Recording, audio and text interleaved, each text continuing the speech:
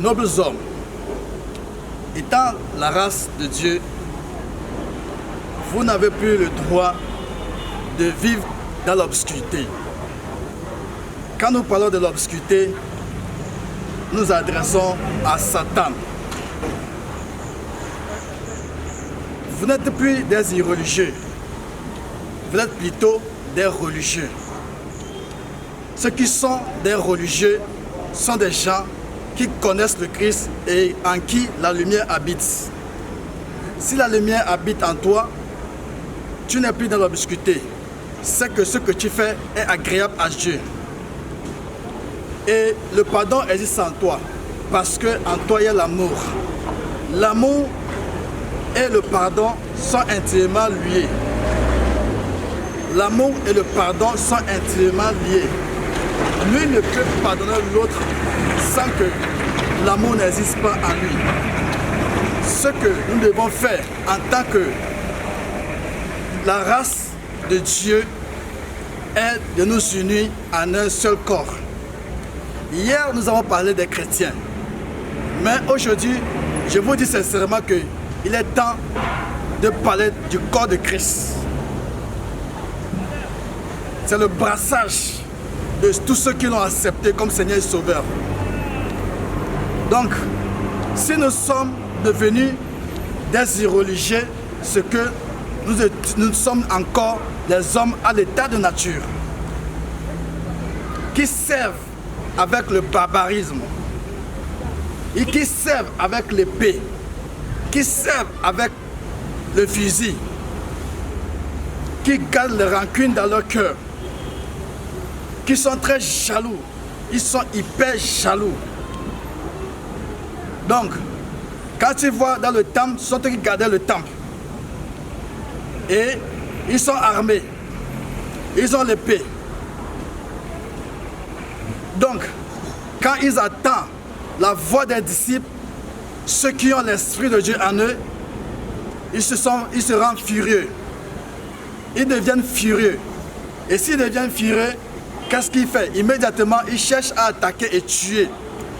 Pourquoi? Il ne faut pas que le nom de Jésus, le Christ, le ressuscité, se répand. Il ne faut pas que ce nom, il ne faut pas que Christ ait la réputation. Jusqu'à présent, des gens sont encore parmi nous qui sont encore irreligieux. Ruben disait, n'est-ce pas, que Christ, c'est un destructeur. Parce qu'il a mal compris l'Écriture. Il traite Christ de destructeur. Il a dit ceci, que Christ a dit qu'il va détruire le temple. Et qu'il va non seulement va détruire le temple, il va changer le mode de vie de tout le monde. Ouais. Le changement est difficile aux irreligieux. Parce qu'ils aiment tellement le péché qu'ils ne veulent plus changer. Ils aiment les choses dans la bousculité. Donc, Christ, à cette époque, parlait de sa mort et sa résurrection, de la destruction de son corps. Et Ruben a ordonné à ce qu'on tue le prophète ou le disciple Étienne. Parce qu'il vivait pleinement dans l'ignorance. Il ne pouvait pas croire. Si Dieu a laissé Étienne mourir, c'est parce que Étienne a accompli sa mission. Donc, Christ était né parmi les irreligieux. Il a grandi parmi les irreligieux. Mais Dieu a façonné sa pensée. Et lui, il est devenu la lumière pour tout le monde. Mon frère, si on te greffe sur, comment l'appelle-t-on, le corps de Christ, tu germeras comme Christ. Et tu vivras comme Christ. Je dis sincèrement que Christ est avec toi. Et tu feras toutes choses comme Christ. Donc, je ne suis pas en train de travailler de telle enseigne que vous reculez en arrière. Mais je veux votre avancement. Je voudrais que vous avanciez dans la lumière. Si vous retournez dans les choses que vous avez vomies hier, c'est que le royaume des cieux n'est pas à votre apanage. Je dis bien, en vérité, je vous le dis, si vous ne saisissez pas l'opportunité, si vous ne saisissez pas la bonne nouvelle de l'évangile pour se convertir et se repentir, je vous le dis, c'est la vérité. Vous ne verrez pas le ciel, car il n'y a pas une relation entre l'obscurité et la lumière. N'est-ce pas, Paul disait, la mort a été engloutie dans la victoire. Juste pour vous dire que le temps d'ignorance est passé. Le temps d'irreligieux est passé. Et que c'est la lumière qui doit régner maintenant. Mes frères musulmans, vous êtes aussi des irreligieux. Dans ce sens que vous tuez croyant servir Dieu. N'est-ce pas, quand vous tuez, vous dites Allahu Akbar, ce qui signifie au nom de Dieu. Donc, il n'y a pas un Dieu de vérité, de la lumière, qui a ordonné la mort des humains. Dieu même a vu les choses venant de son cœur. Il a dit non, la mort du méchant lui fait mal. Donc Dieu n'a pas ordonné à ce que vous mourrez. Il vous a créé à son image, à sa ressemblance. Donc c'est vous qui avez perdu le chemin. Et Christ est revenu, il a dit non, je suis le chemin. Laissez vos voies et laissez celui de Satan. Que vos voies reviennent dans mes voies. Et là, vous allez trouver le vrai chemin. Chacun est né avec son chemin. Il est écrit, tout chemin mène à Rome. Mais le chemin qui mène à Rome, réellement, est celui de Christ. Suivant cette logique, le proverbe voudrait faire savoir que non, le chemin mène à Rome, stipule, le chemin mène au royaume des cieux. On ne prêche pas pour se faire plaisir ou non plaire aux gens. Si c'est pour plaire aux autres, alors nous sommes des irreligieux. Nous sommes des irreligieux. Des irreligieux à voir les gens sur le terrain. Allez détruire là. Quand tu sèmes, eux ils viennent, ils détruisent. Quand tu sèmes, eux ils détruisent. Et ils attendent le royaume des cieux ainsi. La somme des petits péchés équivaut au grand péché. Paul disait, l'orgueil est un stupide péché. Oui, parce que l'orgueil fait que non, vous ne voulez pas vous repentir. Repentez-vous et retournez vers Dieu. Faites-vous convertir. Et là, vous espérez la rémission de vos péchés. Gardez la foi en lui. Ne mourrez pas étant irreligieux. Vous servez dans l'irreligieux. Vous servez en tant qu'irreligieux et vous mourrez en tant qu'irreligieux. Vous aimez l'obscurité tellement. Et il y a encore ces églises parmi nous. Il y a encore ces serviteurs parmi nous qui servent dans l'ignorance. Les irreligieux, quand ils attendent le nom d'un disciple à quelque part, ils prennent le cheval. Hier, ils avaient le cheval. Aujourd'hui, ils ont la voiture. Ils courent vers l'endroit et ils détruisent le disciple. Que non, n'est-ce pas? Il est écrit, prenez l'argent, allez dire que non, ce sont les disciples qui ont volé le corps de Christ. Que Christ n'est pas ressuscité, ce sont les irreligieux. Ils sont jaloux, ils portent la haine dans leur cœur. Et pourtant, Christ s'est levé réellement et il s'est adressé à l'apôtre Paul en disant ceci, ce que l'Écriture dit, ce que les prophètes ont prédit d'avance.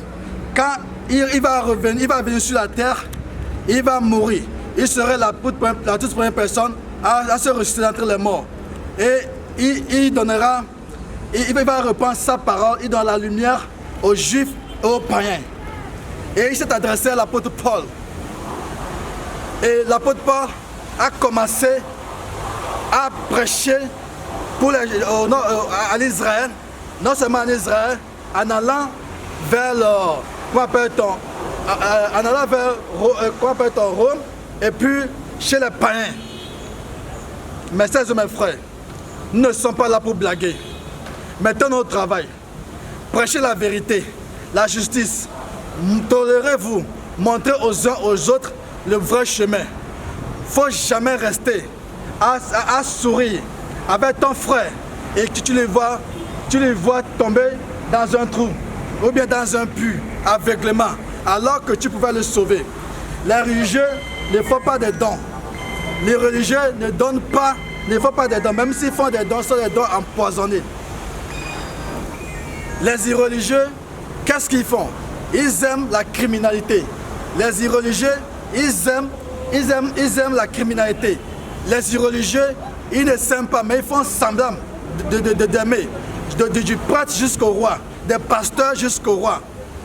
Les rois, hier, étaient des prophètes. Les pasteurs, les prêtres étaient des hommes de Dieu, ceux qui prêchaient la bonne nouvelle de l'évangile, mais ils ne connaissent pas Christ. C'est pour cela qu'il est écrit, en vérité, je vous le dis, s'ils connaissaient moi qui vous ai envoyé et mon Père qui m'a envoyé, je vous dis la vérité, ils ne vous traiteront pas ainsi. Si vous traitent ainsi, c'est parce qu'ils ne me connaissent pas, ni mon Père. C'est pourquoi vous devez rester fort. Vous devez prêcher l'évangile de la bonne nouvelle partout dans le monde. Il est temps que le monde soit lumineux. Il est temps que tout le monde sache que Christ est là. Il est temps que le corps de Christ se forme. Il est temps que vous sachiez que non, je suis un prophète messager de Dieu qui est venu pour annoncer la formation du corps de Christ. Hier, nous étions des chrétiens. Les chrétiens signifient les suiveurs de Christ. Nous ne sommes pas des suiveurs de Christ. Nous sommes le corps de Christ. Christ ne viendra pas pour prendre le chrétien, mais il viendra pour prendre le corps. Dans le corps se trouvent toutes les religions. Toutes les religions sont en lui, dans le corps. Même les païens qui ont connu Dieu, qui se sont repentis en justice et en vérité, se trouvent dans le corps de Christ. Dieu ne viendra pas pour sauver une religion. Non, il viendra pour sauver son corps. Et je suis celui qu'il a envoyé pour former son corps. Vos temples, vos églises, il est temps que vous détruisiez cela pour former un corps. Il est temps. Jésus ne sert pas dans une maison, mais il se sert de ça pour accomplir ses desseins.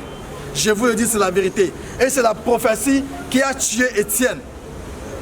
Donc, chemin faisant, vous devez tout faire à ce que nous nous ordonnons, nous nous disciplinons pour que Christ soit vraiment honoré.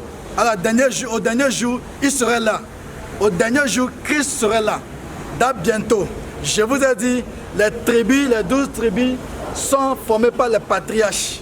Les patriarches sont les affaires de Jacob. Les patriarches sont les évangélistes. Et tous étaient là.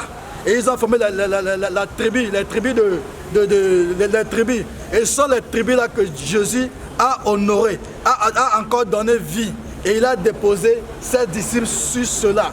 Maintenant, s'il dépose les disciples sur cela, c'est pour un but bien précis. Et que le jour de son avènement sur terre, pour juger les vivants et les morts, on aura encore Christ que vous avez vu mourir et qui s'est ressuscité, le même Christ qui viendra au son des trompettes. Vous allez voir que nous allons nous partager dans les 12 tribus selon le bon vouloir de Dieu. Selon le bon vouloir de Dieu. Et c'est là que vous allez voir comment les méchants vont commencer à regretter. Ceux qui doutaient, ceux qui ne croyaient pas, ceux qui ont été possédés par Satan, ceux qui ont été possédés par le prince de ce monde. Vous allez commencer à graisser les dents. Mais malheur à vous, il est écrit, c'est un esprit malin. Si vous ne faites pas attention, vous qui le suivez, au dernier jour, vous allez rentrer en enfer et lui sera chez Dieu, il va demander pardon et il va rentrer dans le royaume des cieux. Je vous le dis, c'est la vérité. Il est rapide, il peut se repentir. C'est pour cela que Dieu est patient jusqu'au dernier jour. Je vous le déclare, c'est la vérité. Donc, sans plus tarder, je tiens sincèrement à vous dire que non, la repentance est donnée à tout le monde. Christ étant dans l'ignorance, Dieu a jugé bon de pardonner les péchés. Si le temps d'ignorance est passé, nous sommes maintenant au temps de la lumière. Dieu veut que tout le monde soit repenti. C'est pour cela qu'il m'a envoyé en tant que prophète messager de Dieu de venir annoncer la repentance et la formation du corps. Car il viendra dès bientôt. Ils naîtront des quatre coins du monde et ils formeront un corps. Ils formeront un corps. C'est pour cela que nous sommes là. Nous prêchons malgré les injures, malgré la moquerie, malgré tout ce qu'on dit sur notre personnalité. Nous n'avons pas de respect. Nous n'avons plus d'honneur. Car notre honneur devient l'honneur de Christ. Notre respect devient le respect de Christ. Nous ne sommes plus nous-mêmes. Car nous avons perdu notre vie pour la retrouver dans le royaume des cieux. Nous ne sommes pas honorés par les hommes. Quand ils passent, ils nous cherchent du mal. Ils ne cherchent pas nos biens. Parce qu'ils veulent bloquer et ralentir l'évolution du royaume des cieux. Donc, bon, que l'Éternel, celui qui nous a gardés, qui nous a donné vie, qui nous a rejetés le matin et qui nous a donné la force, qui prend soin de nous tous les jours et que nous ne payons rien. Même malgré ça, il nous donne encore sa force. Malgré ça, il veille sur nous, nous protège dans sa lumière et que sa loi nous guide toujours et que son esprit, l'esprit de la parole, nous protège et qui nous oriente vers le chemin du Christ. Donc, c'est la communauté universelle des fils de Christ le ressuscité. Téléphone 00241 066 46 38 23. WhatsApp 00241 065 37 02 83. YouTube Raoul, prophète messager de Dieu. Service l'irreligieux. Bon, l'irreligieux. Raoul, prophète messager de Dieu. Irreligieux. Donc vous ajoutez irreligieux simplement. Et comment appelle-t-on? Après avoir écouté, s'il vous plaît, partagez entre vous. Partagez entre vous. Donc je vous rappelle encore que YouTube, Raoul, prophète messager de Dieu. Irreligieux. C'est le message d'aujourd'hui. Irreligieux. Donc après avoir fini, partagez le message, que tout le monde ait assez. Que l'Éternel vous bénisse.